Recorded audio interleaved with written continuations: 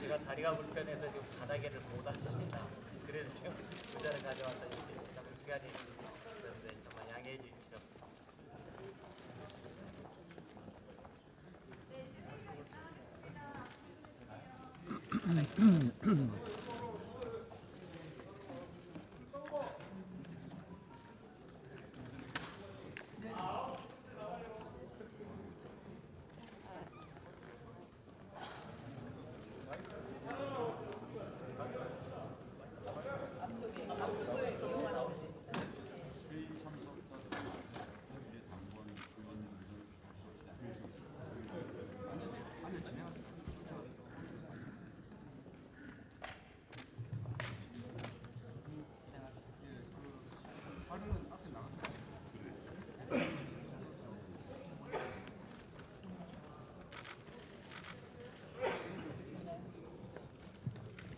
안녕하십니까 국민 여러분, 참석해주신 언론인 여러분.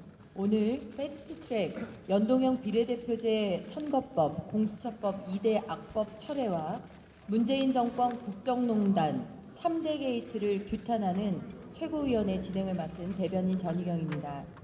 먼저 국민의례가 있겠습니다. 모두 자리에서 일어나 국기를 향해 주시기 바랍니다. 국기에 대하여 경례.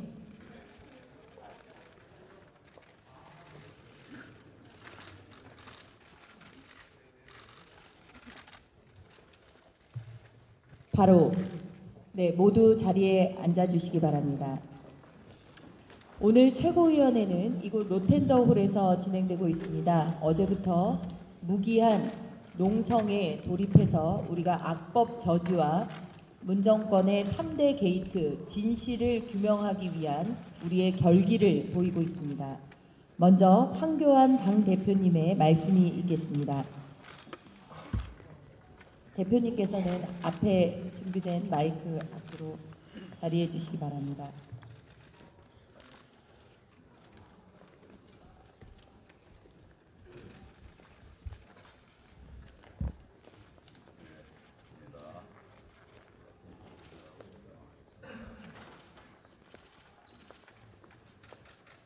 오늘 최고위원 회의는 주요 당직자와 새로 임명된 주요 당직자와 기존의 우리 최고위원들께서 자리를 함께 하셨습니다.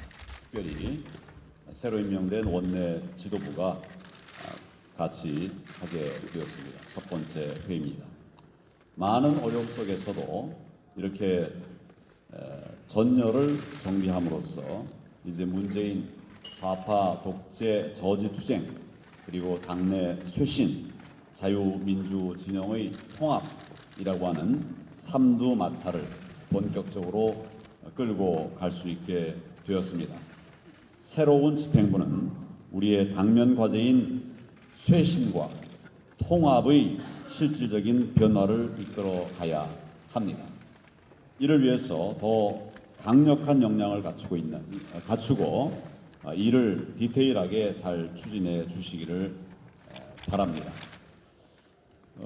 신임 여의도 연구원장님께서도 정식 임명이 되셨습니다.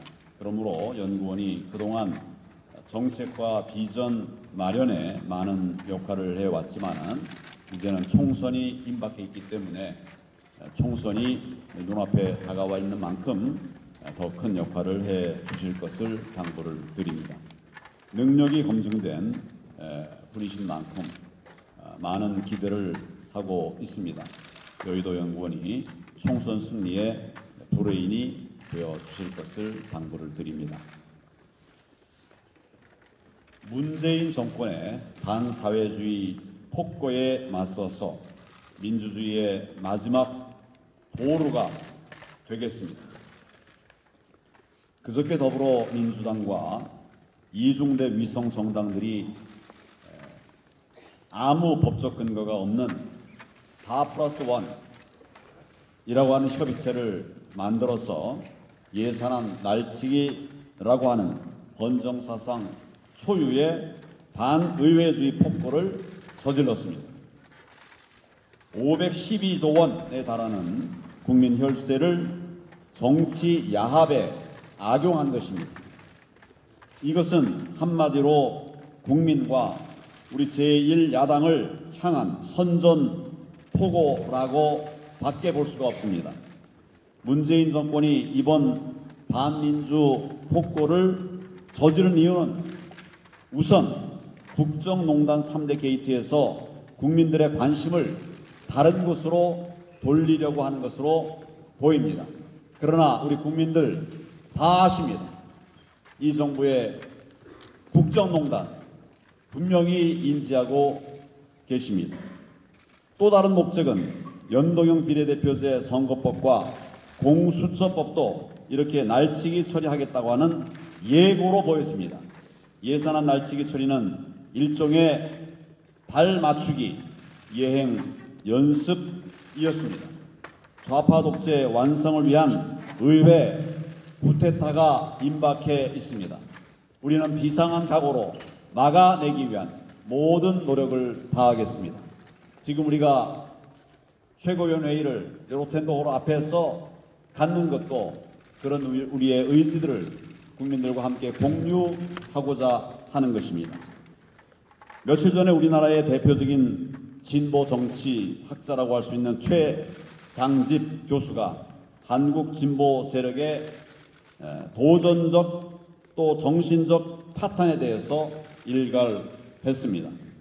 한국 진보 세력은 대의 민주주의를 무시하는 반의회주의자들이고 또 그들이 내세우는 이념은 전체주의와 다름이 없다고 비판했습니다. 문재인 정권을 좌파 독재를 넘어서 아예 전체주의 집단이라고 규정한 것입니다. 예산안 날치기 처리는 최장집 교수의 말이 하나도 틀린 게 없다는 것을 웅변하고 있습니다. 문재인 정권은 집권 연장을 위해서라면 무슨 일이든 벌일 수 있다는 것을 보여주고 있습니다. 독재적 수단이든 전체주의적 수단이든 가리지 않을 것입니다. 이 무도하고 불의한 집단에 맞서서 우리가 한 걸음이라도 물러서면 민주주의는 완전히 파괴되고 이 나라는 몰락의 길을 걷게 될 것입니다. 그렇게 할 수 없습니다.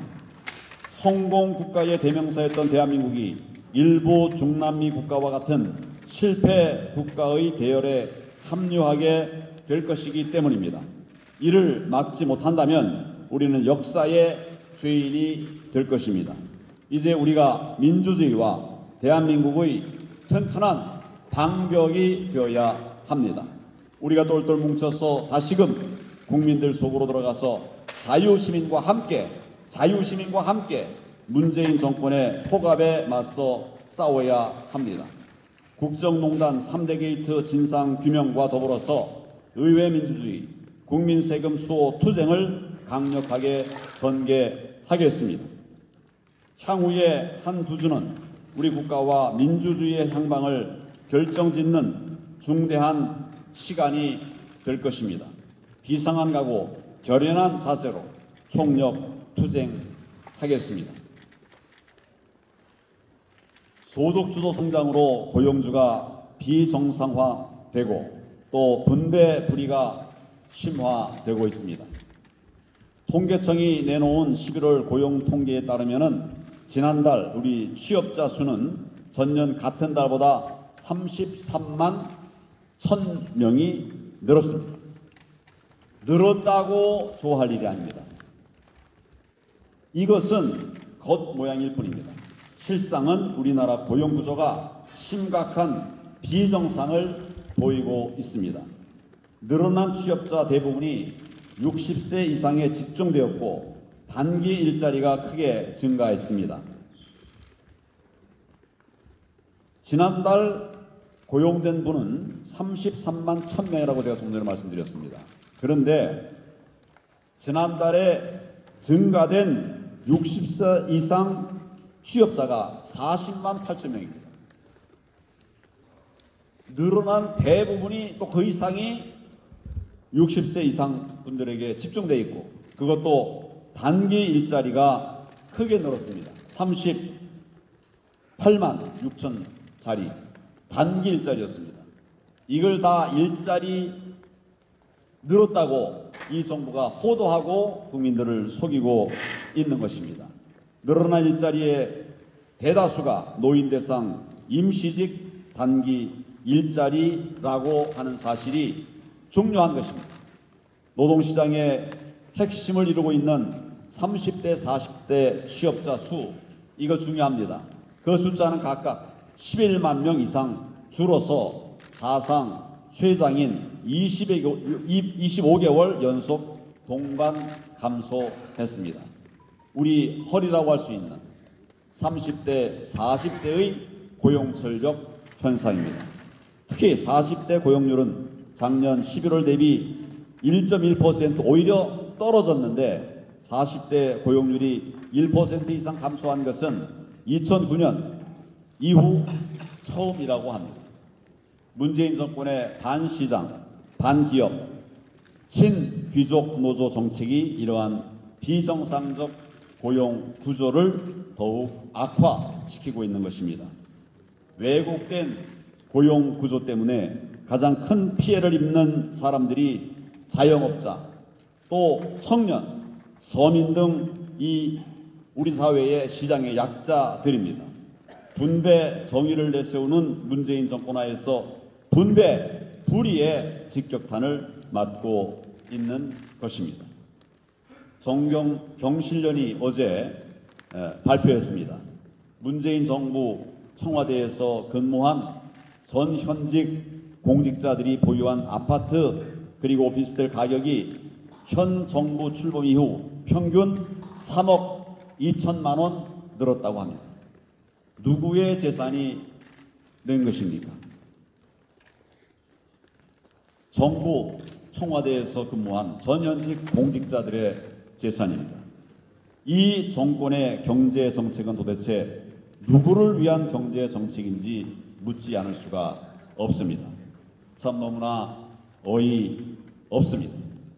문재인 대통령은 부동산을 잡았다고 거짓 자랑하기 전에 정권의 위선과 부도부터 바로 잡아야 합니다. 문재인 정권이 조금이라도 양심이 있다면 우리 당의 민보론에서 제안하고 있는 것처럼 시장의 원칙을 충실히 따르고 노동시장 개혁에 나서야 할 것입니다. 그래서 무너져가는 경제를 살리고 제대로 된 일자리를 늘려가는 길, 그 길로 경제 대전환을 이루어 가야 합니다. 우리 민생, 경제 반드시 살려내야 합니다. 저희가 앞장서서 이런 일들을 만들어 가도록 하겠습니다. 감사합니다. 네, 다음으로 심재철 원내대표님의 말씀이 있겠습니다.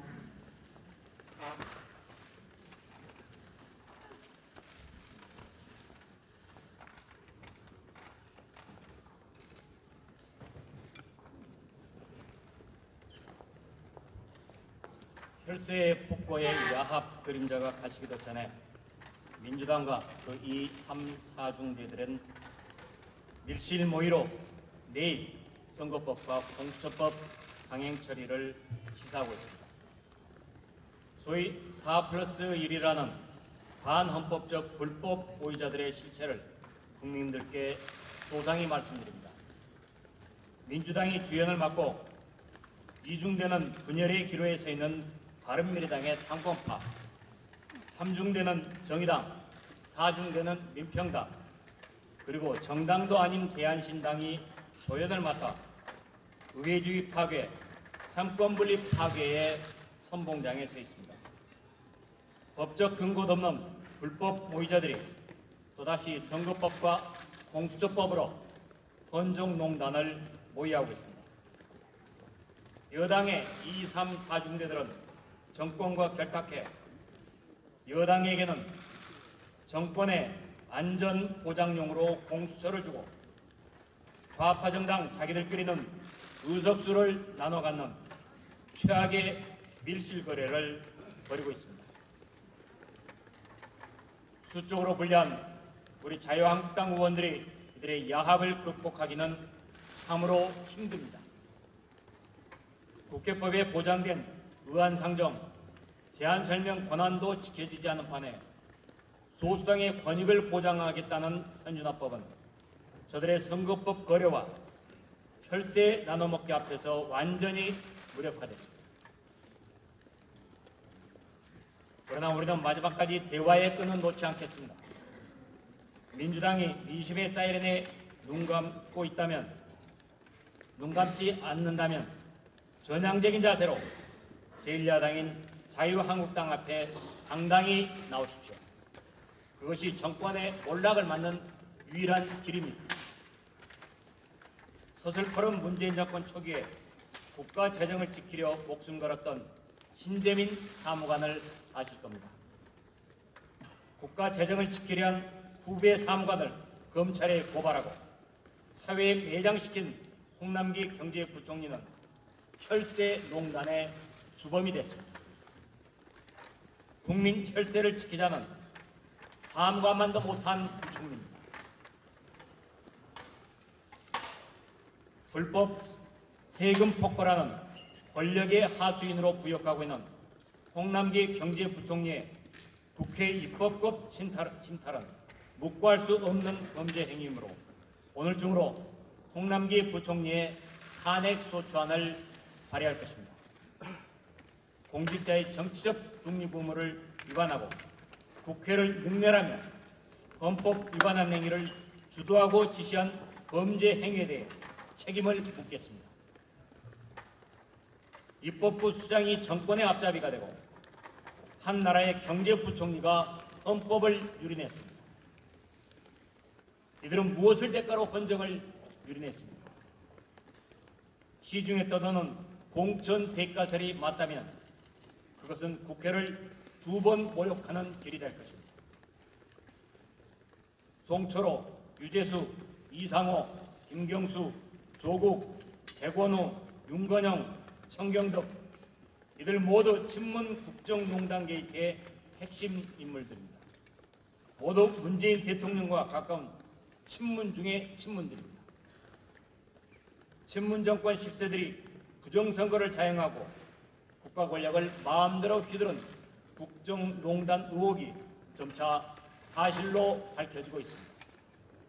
국정농단의 실체가 점차 청와대 문재인 대통령에 접근하고 있습니다. 검찰 수사와 언론 보도를 보면 조국 게이트는 문정권 몰락의 예고편에 불과합니다. 문정권 국정농단 3대 게이트의 흐름을 보면 현 정권과 민주당이 공수처 도입을 위해서 수단 방법을 가리지 않은 정치적 야합을 할 수밖에 없었다는 확증을 갖게 합니다. 친문 보위부인 공수처를 도입하면 친문에게 친문 수사를 맡기는 꼴이 됩니다. 그러면 친문농단 3대 게이트는 영원히 묻혀질 것입니다. 지금처럼 아무도 모르던 연동형 선거법이 강행되면 대한민국 의회는 여당 독식의 일당 국회가 되고 말 것입니다. 어제 임시국회 열렸고 앞으로 또 금요일 임시국회가 예정돼 있다는 얘기를 언론을 통해서 전해주고 있습니다. 여당에서 야당과 임시국회에 관한 아무런 기간 일정 협의조차 의사일정 협의조차 하지 않고 있습니다. 야당인 자유한국당을 무시하고 있습니다. 이것은 곧 국민을 무시하는 것입니다. 문재인 정권의 오만함이 잘 드러나는 행태입니다. 국민 여러분, 우리 자유한국당이 수적으로는 부족하지만 국민 여러분이 함께해 주신다면 이겨낼 수 있습니다.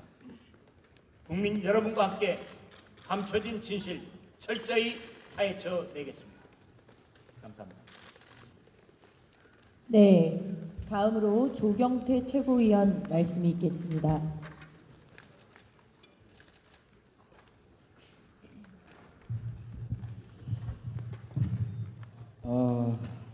국민 여러분 안녕하십니까? 날씨도 많이 쌀쌀하고 어제는 초미세먼지가 대한민국을 뒤덮었습니다. 날씨도 안 좋고 이 정권도 안 좋고 국민들 마음은 그냥 타 들어가는 그런 느낌이 많이 받습니다. 현명하신 국민 여러분, 지금 우리나라의 국가 부채가 급증하고 있습니다. 역대 정권 가운데서 국가 채무율, 부채율이 가장 높은 게 바로 어느 정권인지 아시죠? 바로 문재인 정권입니다. 재정 수지 적자 GDP의 마이너스 3% 이내로 줄이자, 국가 부채를 가능하면은 많이 가지지 않도록 하자라고 주장하는 제1야당 자유한국당의 주장이 틀렸습니까? 빚을 내서라도 정권 유지를 하기 위해서 512조 적자 국채를 발행해서라도 하겠다는 저들이 옳습니까?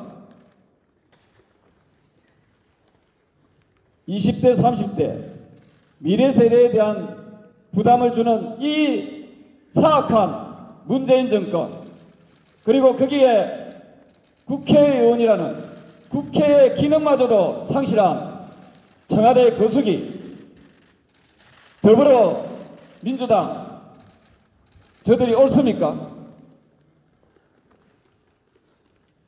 그리고 저출산이고 아이를 적게 낳고 인구가 감소한다고 하면서도 공무원 숫자는 또 내년에 3만 명 이상 올립니다. 공무원에 들어가는 비용이 얼마나 많이 드는지 국민 여러분도 아실 것입니다. 또 공무원이 퇴직하게 되면은 공무원 연금을 또 국민 여러분들 손으로 줘야 됩니다.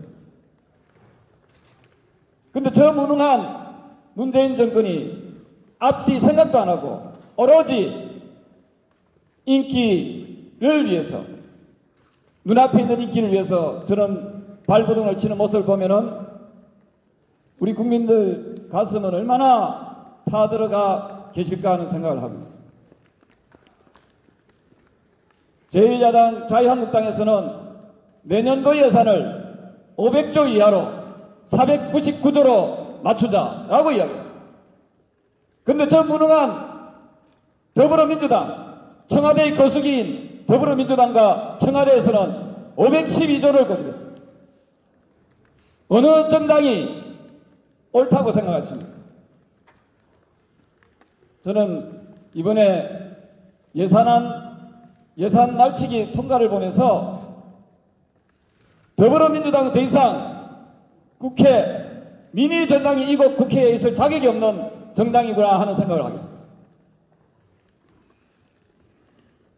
어떻게 비교섭단체들과 짝짝꿍이 돼가지고 4+1이 뭡니까? 그 임의단체를 만들어서 비교섭단체를 무기 삼아서 날치기 통과시켰습니다. 이것이 독재가 아니고 무엇입니까? 어떻게 교섭단체를 빼고 제1야당을 표식시키고 예산을 통과시킬 수 있습니까? 그런데 문제는 국회의장의 태도입니다. 대한민국 국민의 세금으로 국회의장을 세비를 주고 있습니다. 그런데 그 국회의장이라는 분이 일방적으로 청와대 거수기 노릇을 또 했습니다. 최근에 터져 나오는 뉴스를 보면은 명색이 국회의장을 했던 분이 행정부의 2인자 국무총리 설이 있습니다. 이게 사실이라면은 삼권 분립 정신을 망각하는 행동입니다. 대통령은 그런 검토가 있었다면은 적극적으로 처리해야 됩니다. 어떻게 삼권 분립 정신을 무시합니까? 이것이 독재가 아니고 무엇입니까? 이것의 독재가 아니고 무엇입니까? 따라서 우리 제1야당은 이 잘못되어 가고 있는, 무너져 가고 있는 대한민국의 민주주의를 지켜야겠다라고 해서 우리가 농성을 시작하게 된 것입니다. 사랑하고 존경하는 그리고 현명하신 국민 여러분, 이번에 512조 이 독재적 발상으로 강행시킨 512조 되돌려놔야 됩니다. 우리 국민 여러분께서는 조세 저항을 통해서라도 반드시 저 못된 문재인 정권의 버르장머리를 고쳐놔야 된다고 생각합니다. 이상입니다. 네, 이어서 정미경 최고위원 말씀 있겠습니다.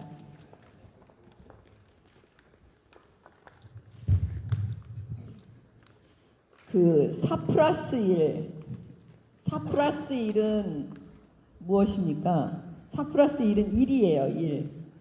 이번에 회계망측하게 무슨 친목 모임도 아니고 개 모임도 아니고 4+1 협의체라는 걸 만들어가지고 500조 넘는 예산을 날치기를 했습니다.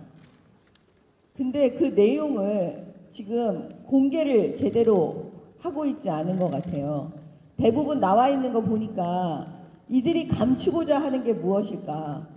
결국 현금성, 내년 총선을 대비해서 현금성 살포 예산이 많이 들어가 있기 때문에 그거 감추고자 마지막까지 그거 안 보여주려고 하고, 그 다음에 대북 예산도 꼼꼼히 봐야 되겠습니다.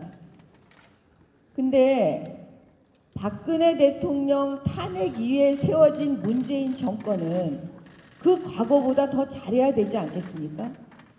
근데 경제는 망가지고 자영업자 무너지고 일자리는 없어지니까 정부가 대신 세금으로 지금 살포하고 있고 좋아지는 게 없습니다. 더 나가서 파렴치한 범죄 혐의자로 드러나고 있는 조국 같은 사람을 법무부 장관으로 임명하고, 친문 세력의 핵심인 자 유재수에 대해서는 그 비리를 청와대가 쌈 싸먹게 하고 있고, 3.15 부정선거 같은 선거 공작을 통해서 울산시장 만들어내고, 모든 것이 정상이 아닙니다. 더 민주주의가 발달해야 되는데 민주주의는 후퇴하고 있고, 더 국민의 삶은 좋아져야 되는데 더 나빠지고 있고, 더 기업과 대한민국 개인의 삶이 더 자유로워져야 되는데 더 억압되고 있고, 지금 나라가 거꾸로 가고 있습니다. 그러면 박근혜 대통령 탄핵 때를 기억하고 있는 우리 국민들은 과연 문재인 정권에 대해서는 어떻게 생각을 하겠습니까? 그 다음, 지금 연동형 비례대표제는 이 4+1, 결국 1인 2협의체가 이렇게 하려고 하는 거예요. 모든 법안에 대해서 앞으로 정의당 허락 없이는 법안이 통과되지 않을 겁니다. 국회 내에서는 정의당 대표인 심상정이 대통령 노릇하고, 국회 밖에서는 문재인 대통령이 대통령 노릇하고, 이렇게 해서 좌파 연합정부 만들어서 천년만년 정권 가져가겠다는 거 아니겠어요? 그 다음에 공수처까지 만들어서 공작정치 마음대로 하겠다는 거, 공포정치 하겠다는 거 아니겠어요? 그래서 이거에 대해서 목숨 걸고 막으려고 하는 겁니다. 사랑하는 국민 여러분, 지금 더불어민주당 2중대, 3중대, 4중대는 지금 국민들을 속이고 있습니다. 그들은 자유한국당과 협상하려는데 자유한국당이 협상에 응하지 않고 있다, 협상할 자세가 아니다, 이렇게 얘기하고 있지만 사실 그렇지 않습니다. 지금 예산안 날치기 해놓고 너무 좋아서 모양새 갖추기 위해서 자유한국당 협상하지 않았다 뭐 등 이렇게 얘기하고 있는 겁니다. 앞으로 연동형 비례대표제, 공수처도 마찬가지입니다. 이런 방식으로 4+1이 또 날치기 하려고 하고 있습니다. 또 모양새를 어떻게 갖출까, 이거 고민하고 있을 겁니다. 국민들에게 우리는 끝까지 협상하려고 했다. 그런 모양새 갖추려고 속으로는 웃고 있으면서 겉으로는 자유한국당에 대해서 고민하는 척. 이거에 속지 맙시다. 이제 호소드릴 분은 국민들 밖에는 없습니다. 국민 여러분, 절대로 용서하지 말아주세요. 지금 더불어민주당과 문재인 정권이 행하고 있는 이 독재로 자유민주주의 대한민국을 삼키려고 하는 이들을 절대로 용서하지 말아 주십시오. 이상입니다.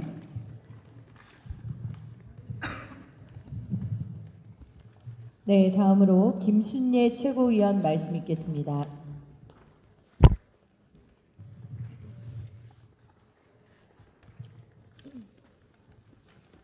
성공한 정치 공작 선거를 만드는 데 앞장서 왔던 황운하 대전경찰청장이 검찰의 수사를 받고 있는 피의자 신부님에도 불구하고 여당 공천을 받아서 출마하겠다고 지난 9일 북콘서트를 가졌다고 합니다. 정치 공작 수사로 멀쩡한 선거를 망치게 했으면 상대방에 대한 최소한의 미안한 마음을 가지고 자숙하는 게 인간의 도리가 아니겠습니까?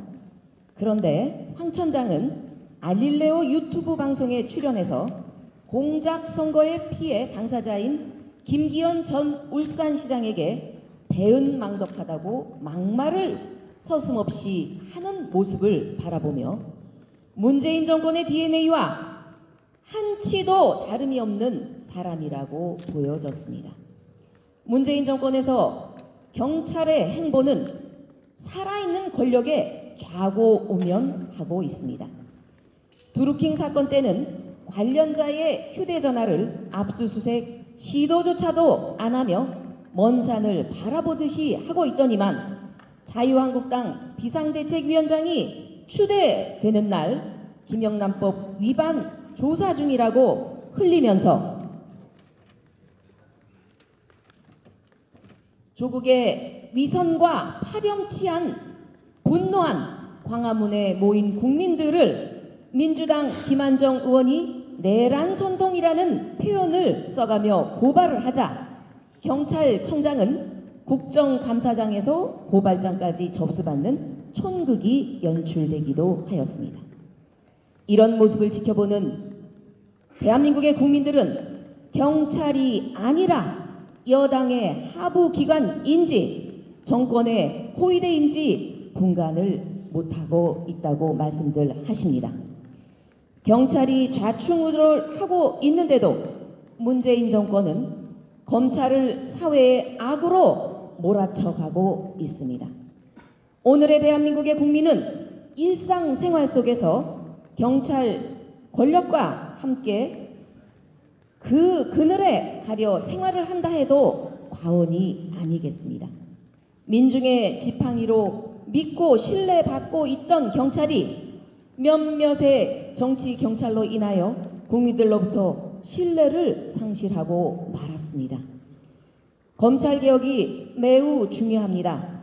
하지만 자유민주주의 정신과 법치주의를 훼손하고 있는 청와대와 이에 동조하고 있는 경찰을 먼저 개혁을 하라는 게 국민의 크나큰 요구라는 것을 문재인 대통령에게 밝혀두는 바입니다. 그것이 견제와 균형을 추구하는 헌법의 정신이고 가치이기 때문입니다. 네. 네, 다음은 김광림 최고위원 말씀이 있겠습니다. 예, 국민 여러분, 지금부터 40년 전 오늘 1979년 12월 12일 12.12 군부가 쿠데타로 정권을 장악하게 됐습니다. 2019년 12월 12일 지금 의회에서는 민주당의 중심으로 한 예산농단으로 시작된 친위 쿠데타가 일어나고 있습니다. 청와대가 기획하고 민주당이 주도하고 국회 문희상 의장이 그 밑에서 집행한 친위 쿠데타 예산 농단이 있었습니다. 30여년 정부에서 재정 일하고 국회에서 예산결산특별위원회 위원으로 6번 일하고 간사를 2번 한 저의 경험으로도 이런 경우가 없는 예산은 처음이었습니다. 그래서 고발되어야 한다는 겁니다. 내용 보겠습니다. 첫째, 본회의가 열렸는데 내년도 예산안에 대한 자료가 없는 첫 예산이었습니다. 정부가 제출한 예산이 국회에서 어떻게 바뀌어서 승인했는지 내용이 올라와 있지 않았습니다. 책상 위에. 11월 31일 예결특별위원회에 손을 떠나고 난 뒤에 4+1에서 얼마나 주물렀는지 하는 차이도 볼 수가 없었습니다. 야당만 볼 수 없었는 게 아니고 156명 찬성한 그것도 유사일의 가장 낮은 가결률로 통과된 156명도 자기 지역의 예산이 뭐가 어떻게 될지 모르기는 마찬가지였습니다. 두 번째, 제한 설명이 없는 초유의 예산 통과였습니다. 원래 어느 당이든 예결위원장이 본회의장에 나와서 제한 설명을 합니다. 이거 원천적으로 국회의장이 봉쇄해 버렸습니다. 무엇이 두려운지. 세 번째, 국회 의석 3분의 1을 넘는 제1야당이 제출하려고 하는 수정안에 대해서 원천적으로 봉쇄 거부했습니다. 이거 전례가 없었던 일입니다. 그 다음에 네 번째, 꼭 기억해야 될 것이 뭐냐 하면은 이 시간 현재도 세입이 없는 세출 예산만 국회를 통과한 겁니다. 유사일에 처음입니다. 세법이 통과되지 않고 세출 예산을 통과시킨 것은 처음입니다. 집안의 살림도 이번 달에 수입이 얼마가 있는지 보고 쓸자리 계산하는 겁니다. 그래서 지금까지 국회에서 세법을 통과시키고 난 뒤에 세출 예산을 통과시켰는데 지금 오늘 현재 세입 예산안이 존재하지 않습니다. 그리고 마지막으로 4+1이라는 보니까 국회 6석 가지고 있는 무슨 정의당, 4석 가지고 있는 어디 민주평화당인가 하는 곳. 바른미래에서 발언이 떨어져가는 7명의 남은 정당. 그리고 10석을 가지고 있는 대한신당이라는 27명 포함해서 156석을 가까스로 맞춘 그런 구조 하에서 통과시킨 초유의 예산입니다. 밀실 속에서 내년도 예산안 내용을 들여다본 5명 속에 예결위원은 2명뿐이에요. 나머지 3명은 예결위원도 아닙니다. 볼 자격이 없는 사람입니다. 이것에 대해서 정부 측 대표자로 나오는 경제부총리는 이 없다고 한 것에 대해서 가슴을 얹어놓고 반성을 해야 된다고 봅니다. 문희상 의장님, 당선되고 난 뒤에 국회에서 첫 번째 마이크를 잡았을 때 집권 1년 차는 청와대의 계절이고 2년 차 이후부터는 국회의 시대다. 왜 국회의장이 무소속이어야 한다는 것을, 정당의 소속을 갖지 않아야 한다는 것을 잘 알고 있다. 역지사지해서 소수 정당과 야당에게 더 배려해야 되겠다 하는 다짐은 어디에 갔습니까?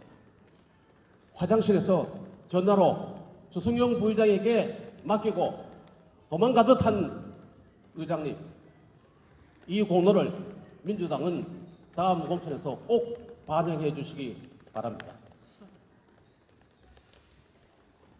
촛불로 정권을 잡았습니다마는 민심의 횃불은 결코 용납하지 않고 이 정권 무릎 꿇게 할 것입니다. 이상입니다. 네, 다음으로 신보라 최고위원 말씀이 있겠습니다.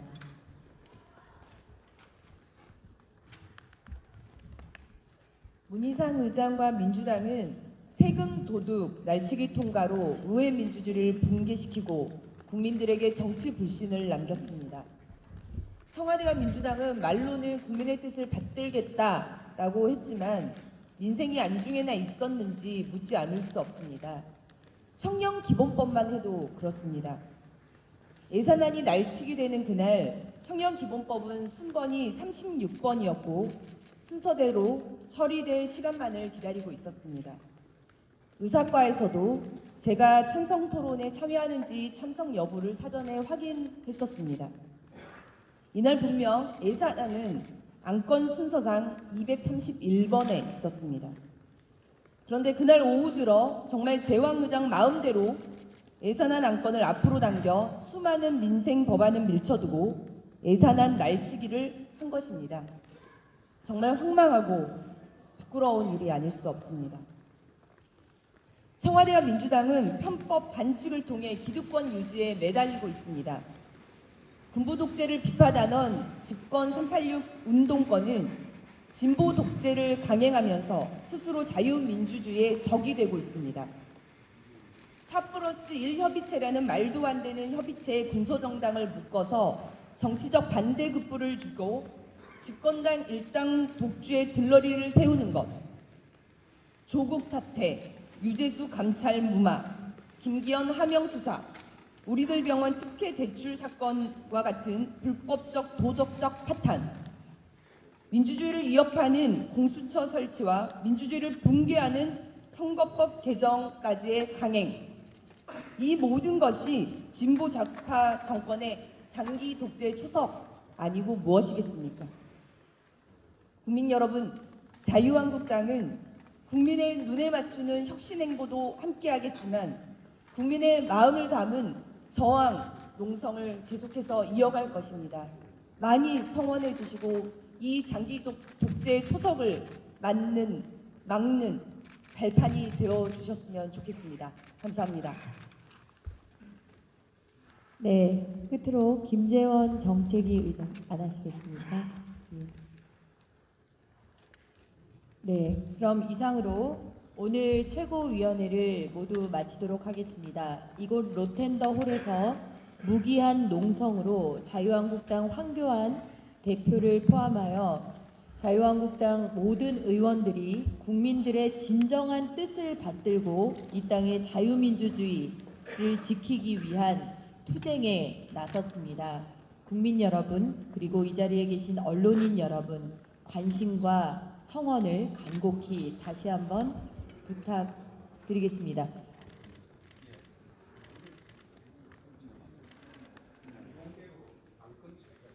네, 그러면 이상으로 공개 최고위원회는 정리를 하고요. 이어서 저희는 비공개 최고위원회를 이어가도록 하겠습니다. 언론인 여러분들의 협조를 부탁드립니다.